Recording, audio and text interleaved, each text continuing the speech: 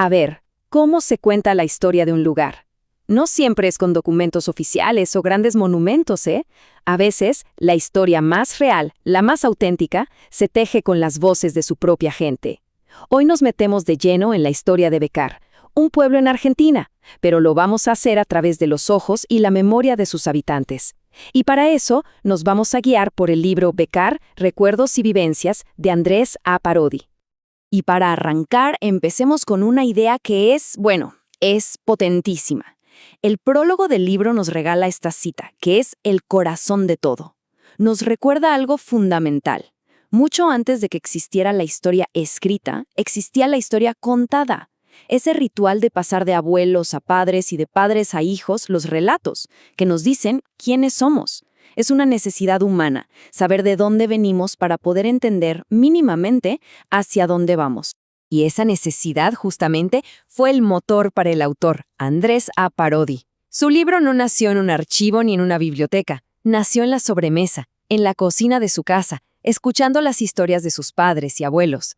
Lo que para él era un ritual familiar, algo de todos los días, se convirtió de a poco en una misión. Rescatar todas esas vivencias antes de que el tiempo se las llevara para siempre. Y esto es clave para entender de qué va el libro. Parodi no se presenta como un historiador con mayúsculas, no. Él mismo dice que su trabajo fue como armar un rompecabezas, pieza por pieza, juntando anécdotas, relatos del día a día, recuerdos de la gente común, de los más viejos del barrio. Es la historia viva, la que se cuenta, no la que se lee en los libros académicos. Pero bueno, para entender la pequeña historia de Becar, primero tenemos que hacer un poco de zoom out. Tenemos que mirar el cuadro completo, el panorama nacional. Porque este pueblo no nació de la nada. Fue el resultado directo de una política de Estado que transformó a la Argentina en el siglo XIX, la masiva inmigración europea. Y la idea que movió todo eso se puede resumir en una frase cortita pero potentísima. Gobernar es poblar. Esa fue la visión de Juan Bautista Alberdi, uno de los grandes pensadores del país. La lógica era simple. Argentina era un país gigante, con tierras infinitas, pero casi vacío. Hacía falta gente, brazos para trabajar. Y la Constitución de 1853 lo dejó bien claro, abriendo las puertas y prometiendo oportunidades a quienes quisieran venir a habitar el suelo argentino. Y las cifras que vemos acá son una locura. Pero no son solo números fríos.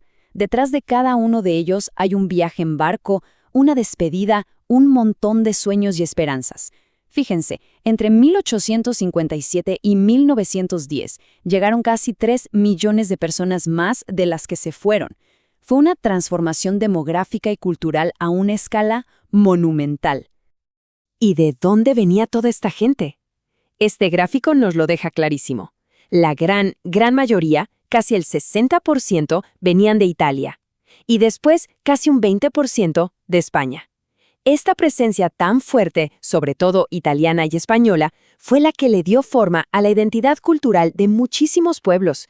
Y Becar, por supuesto, no fue la excepción. Bueno, ahora sí. Con todo este contexto en mente, volvamos a hacer zoom in. Dejemos la historia grande del país y volvamos a ese pedacito de tierra, a ese campo que, con el tiempo, se iba a convertir en el pueblo de Becar. Vamos a ver cómo una parcela anónima se transformó en una comunidad con nombre y apellido. A ver, esta línea de tiempo nos cuenta la historia en cámara rápida. Todo empieza por allá en 1580, con el reparto de tierras. Por siglos no fue más que campo, pero fíjense, en 1852 empiezan a llegar los pioneros, como los Zaccarello, que eran los antepasados del autor. Pero el verdadero punto de quiebre, lo que lo cambió todo, fue el ferrocarril. En 1911, un vecino pide una parada, y en 1913, ¡pum!, se inaugura la estación. Y el lugar, por fin, tiene un nombre oficial y una identidad, Becar. Pero claro, un pueblo no es solo un nombre en un mapa o una estación de tren. Un pueblo es, sobre todo, su gente. Y en la memoria de Becar, en esas historias contadas, hay dos figuras centrales, dos tipos de trabajadores que, literalmente, levantaron el pueblo con sus propias manos. Y acá los tenemos, el quintero y el hornero, el agricultor y el que hacía ladrillos. Piénsenlo así. Uno trabajaba la tierra para sacar comida, el otro trabajaba la tierra para sacar ladrillos.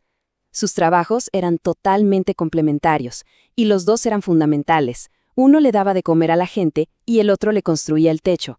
Juntos fueron los cimientos sobre los que se levantó todo lo demás. El libro es increíble porque nos mete de lleno en su día a día. Y era durísimo, ¿eh? Imagínense, levantarse a las 4 de la mañana para cargar el carro. Escuchar la campana que llamaba para un desayuno rápido de mate cocido y pan. Y después, todo el día dándole al campo con un arado de mano. Al final de la jornada, la vida social y familiar pasaba por el fogón de la cocina, compartiendo una sopa, un guiso. Una vida de un sacrificio enorme, pero también de una conexión muy profunda con la tierra y la familia. Y del otro lado, teníamos el arte del hornero. Y dijo arte porque era mucho más que fuerza bruta. Era todo un proceso. Primero, el pisadero, donde los caballos mezclaban la tierra con paja y estiércol para hacer el barro. Después, la adobera, para darle forma a los ladrillos en moldes. De ahí pasaban a la cancha, a secarse al sol. Y el último paso, la cocción en la hornalla por 8 o 9 días seguidos. Cada etapa era un mundo de técnica y esfuerzo. Hay un verso de un poema que está en el libro que lo resume todo de una manera perfecta. En los trabajos del horno, para él no había secreto. Esto lo dice todo. No era solo un trabajo físico, era un oficio que se dominaba con orgullo. Para el hornero, el horno no tenía secretos. Es un reflejo increíble de la dignidad y el saber que había en su labor. Y así, casi sin darnos cuenta, volvemos al punto de partida.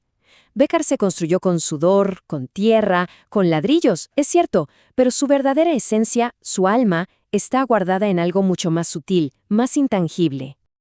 Al final del día, el legado de estos quinteros y horneros no está solamente en las calles o en las casas que todavía están en pie. Su verdadero legado es inmaterial. Es la suma de todas esas pequeñas historias. Los recuerdos del trabajo duro, de las comidas en familia, de las dificultades y también de las alegrías. Por eso, trabajos como el de Parodi son tan, pero tan valiosos. Son un acto de rescate para que ese espíritu no se pierda. Y todo esto nos deja pensando, ¿no? La historia de Bécquer es única, por supuesto, pero el proceso es universal.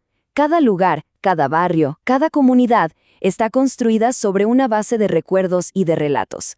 Así que la pregunta que queda flotando en el aire es, ¿cuáles son esas historias, esos recuerdos que construyeron el lugar que cada quien siente como su propio rincón en el mundo?